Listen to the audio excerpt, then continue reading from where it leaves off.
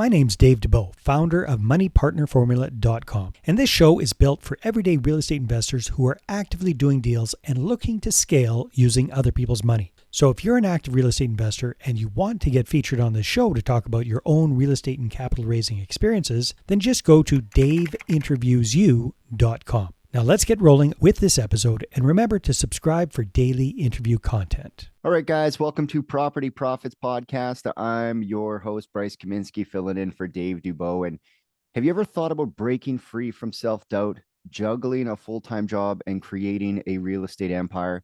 Today, I'm joined by Winnie Winter, a savvy investor from Edmonton, specializing in lease options. She's not only navigating the real estate market, but she's learning to master it. Winnie, welcome to the show. Thrilled to have you here. Thank you for having me. So lease options is something that's definitely emerging, but it's not an obvious first choice. What attracted you to the lease option strategy? I think it's because my background is in healthcare. I'm a healthcare worker. I love, helping people, and the lease option strategy seems more personable to me. I get to learn and really kind of get to know the families that I am helping, and I really like that. Whereas, is some of the other strategies, I don't get to have that, hands-on or get to know my tenants. So this kind of gives me opportunity to get to know another family really well, and I really like that.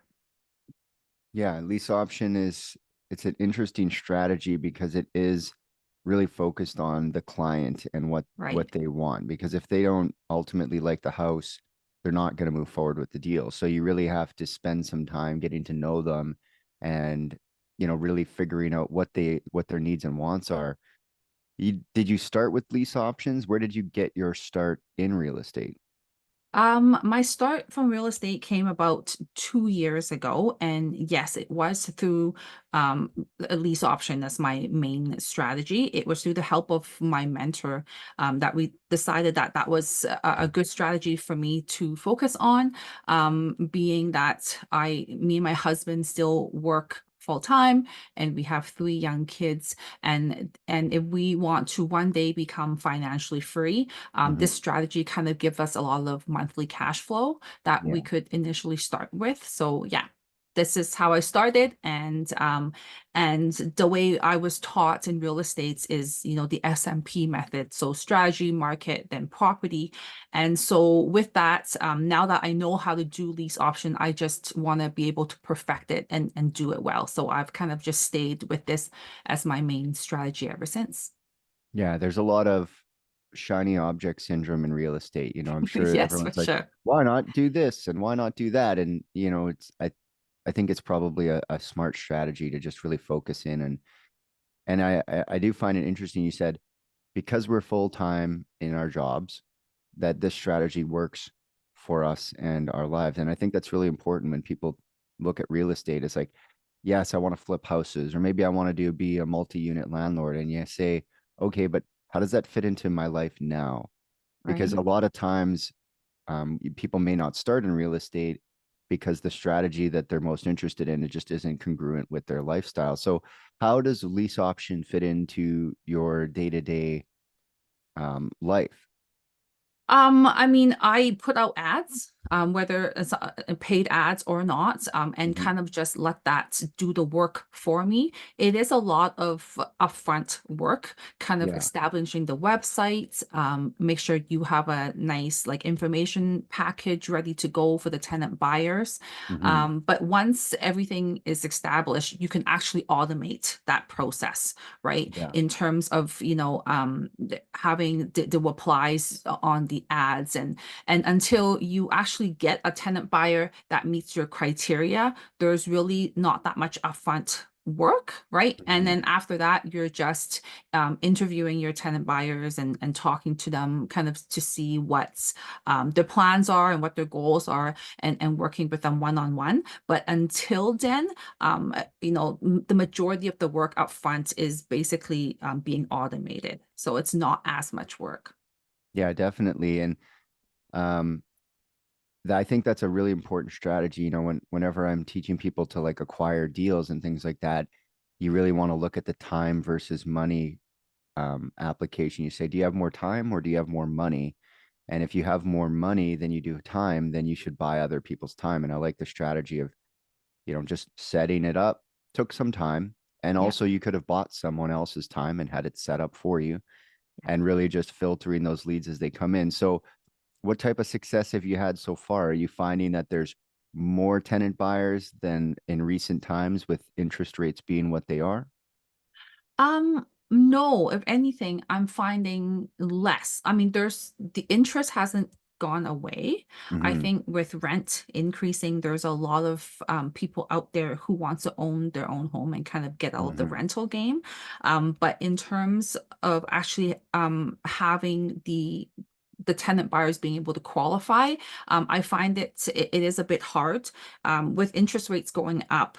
In lease options, we do have to charge fair market rent. So Mm-hmm. naturally, rent will go up as well, even if they are in a rent to own program. And I find that it's starting to be a bit unaffordable for some of the tenant buyers, just because not all of them have that long-term goal in mind. A lot of them, I find it's like they wake up one day and decided they want to own a home, but they don't Mm-hmm. necessarily have enough savings at the Mm-hmm. time. So if they don't have the initial savings going in, then their monthly payments will be significantly higher, and not a lot of people are, able to afford that in this economy.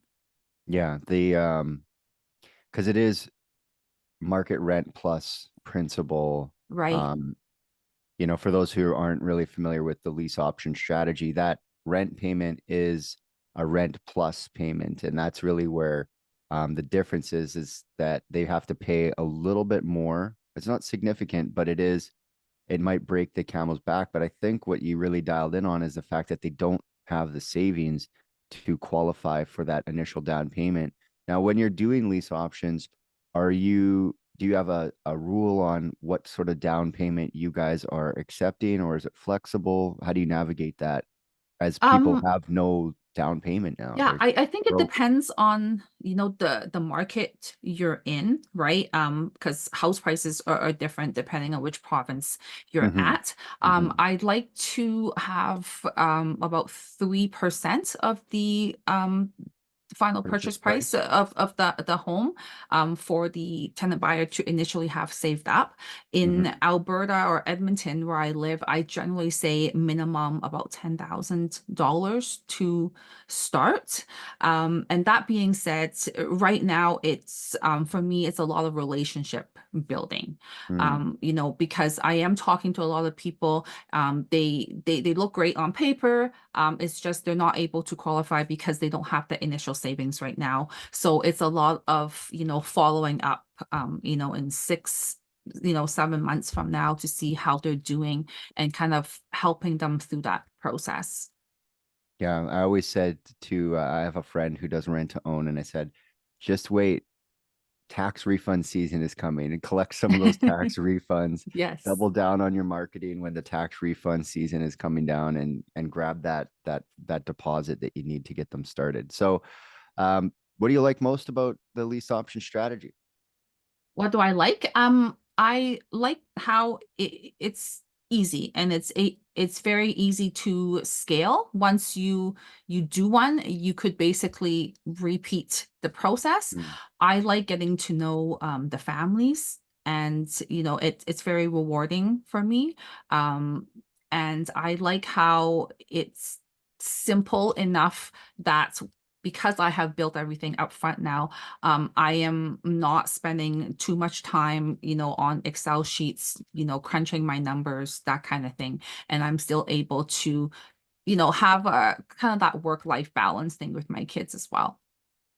So, what isn't maybe so great about the lease option strategy? Sometimes I think it can be frustrating. You could be kissing a lot of frogs before you find your Mhm. prince. So that process sometimes it could be frustrating, but it makes it all worth it when you find the right family, right? Mm-hmm.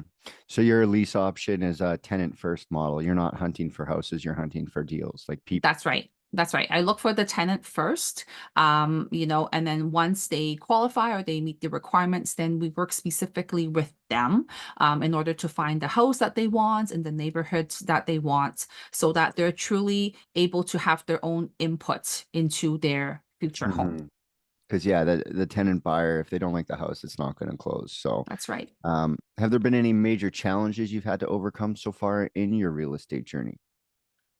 I think raising funds is a big part.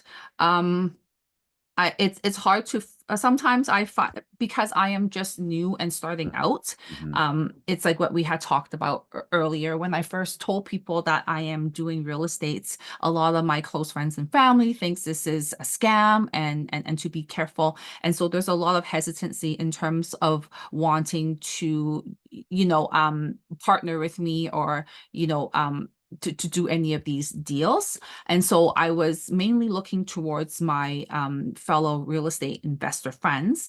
Mm-hmm. But with that, it's been hard as well. There's challenges there because as real estate investors, you're used to seeing a certain ROI or certain numbers, right? Mm-hmm. And so when interest rates going up in the past year, it's eating up a lot of that ROI, right? And so unless you have the cash just sitting around and you're able to invest, if you have to take out a HELOC just to invest in a deal like that, Mm-hmm. that further eats up your ROI. And so it's not as attractive anymore, for those people to want to JV with you.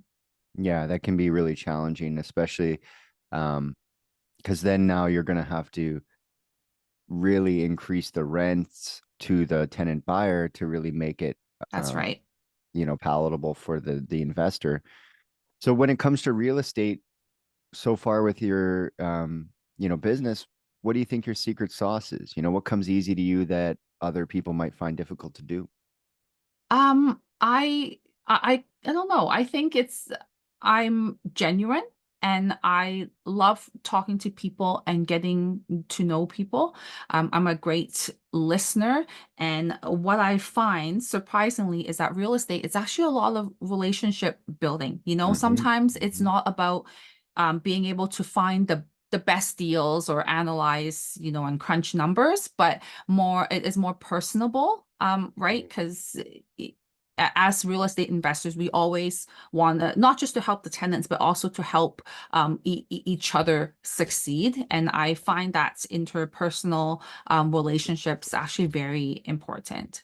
Yeah, definitely. It's the human nature business. I always say, there's if you want to learn anything about real estate, learn people and the deals will the numbers are easy enough to do, Yeah, but it's the people that for are the sure. challenge sometimes. So where do you want to go in the next 12 months? What do you see where do you see your business going? What do you aspire to do? I think I want to do more. It's funny because when I first started in real estate, I have kind of the same dream as everybody else, right? More Mhm. time freedom, being able to spend more time with my kids and maybe travel a bit more. But as Yeah. I have gone into this more and more, I think my dreams and goals have gotten a bit bigger. So just a little bit of a background about me. I'm an infection control practitioner, and I Mhm. worked at the inner city hospital in Edmonton for the past 12 years. And and then it's because of this job that I had fallen in love with kind of the vulnerable population in the inner city here Mhm. in Edmonton. And now my role has slightly switched, and I'm still in infection control, but I look after the homeless shelters now in the community. And just seeing some of the issues, when I'm on my job, really wanted me to expand my goal. And ultimately, I want to be able to do something that's non for profit Mm. and to be able to build sustainable housing for, the homeless population in Edmonton. I mean, now I understand that in order to do something nonprofit, I'm going to have to come up with a lot more deals, for profit deals, in order to Mhm. Mhm. accumulate that capital. But I feel like that's, it's challenging, and that is something I really want to do. So with that in mind, I think my next plan, I guess, in the next 12 months would be to maybe do more multis. kind of look Yeah. into getting into to the multis, just so I could gain that experience to eventually, build something I want to do, for the inner city. Yeah, I mean that's very very admirable, and it does definitely when you're seeing it, you're wondering like why isn't someone doing anything about this? So Yeah. especially when we come into these winter seasons, Edmonton, like Winnipeg, very cold. Yes. So A lot of tents here right now, yeah, unfortunately. tent city, and Yeah. they somehow survive through the winter. Lots of blankets, I guess. So with all you've accomplished in real estate so far, with your lease options and your plans for the future, what would you say your biggest obstacle is these days? My biggest obstacle, I think, is raising funds. Mm, And I think that is kind of what every new investor goes through. It's the insecurity. It not knowing whether or like where my next set of funds is going to come from really kind of, I guess, decrease your confidence in going mm, out there and making the deals or putting an offer into things. yeah, And it's I've tried it with my lease option deals, and it's actually very humbling, asking somebody for money. I was taught, to always be independent and hmm. right to do all those things. And um, yeah, very humbling experience in terms of raising funds. So still trying to learn and navigate through that. Do you think it's a mindset piece, or do you think it's just a lack of opportunities, like a number of people to talk to? I think it's mindset. I definitely know enough people and have done enough networking, but I think it's the whole self-doubt, right? Like Mm.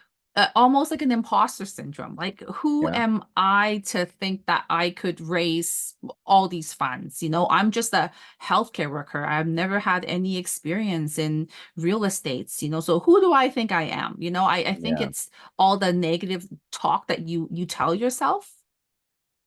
yeah. I mean, I can tell you that that doesn't go away, unfortunately. I'd love to Yeah, tell I you that know. goes away one day, but it does not. So I think it's just grappling with that there's enough people outside of you telling you you can't. You might as well Yeah. remove one and just be fearless in that regard. So what's one of your strategies that you're using right now to access money to fund these deals that you're doing? I'm basically just being honest and talking to a lot of people.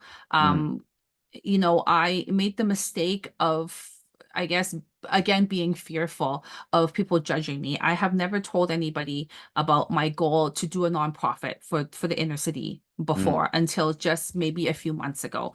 And again, it's that self-doubt, right? Like, who am I to think that I would ever be able to come up with enough money to build something like that, let alone a not-for-profit, right? mhm, mhm. And so because of that, it's almost like I fear people laughing at me or the fear of failure, right? So Yeah, I kind of keep this to myself and I don't say anything.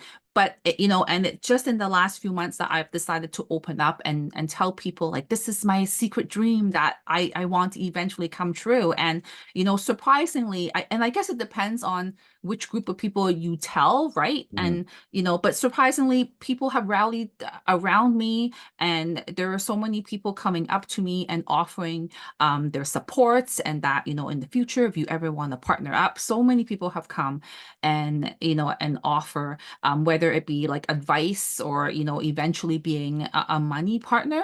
And that's really when I realized like, wow, I'm not really doing myself anything by keeping it a secret, right? You never mhm, know what the other person is feeling. So if you don't tell somebody what you're looking mhm. for or what you want, how would you know that you would never get it, right? And so with that new mindset, I have been telling everybody about what I want to do and kind of just seeing how things go. Yeah, definitely. You don't get what you don't ask for. So, Exactly. um, what have you found to be the most effective ways, or one of the more effective ways to keep in touch with these people that you've had in maybe initial conversations, but maybe nothing's come of it, or you had nothing to present to them? How are you staying in touch? What are some ways that you found to be effective? Um, I just, I mean, like I set up reminders for myself, and but there are people that are, that I'm friends with that I naturally go, oh, I wonder how they're doing right now, and just to give them either a quick text or a quick message, either Facebook, Instagram, email, something just very informal. A Mhm, lot of mhm, times it's not really because I'm out because I want to get the money, I want the deal. It's because generally I want to know how they're doing and if there's, anything I could do to help, right? Because again, mhm, I don't know what they know and vice versa. And sometimes if they tell me, oh, well, I just happen to have a contact that I could, kind of put you in touch with, and same thing. So there are a few people that I always kind of keep the channels open and to keep in touch. mm. Yeah, definitely. So just I like that reminders thing. Sometimes we let our leads slip through our hands, and Hmm. yeah, we got to stay on top of it. So when you're presenting these ideas or these lease options, are you making a pitch deck or a presentation? How are you going about actually onboarding your investors to these deals? It's nothing formal until I have something firm. A Mm, lot of times it's just like, casually. Like I might have a family and I find it's usually better if, you make it more personable and actually talk about the family, mm, and not just about the numbers. Like this is the purchase price, this is how much you're gonna get. Like those are all important too.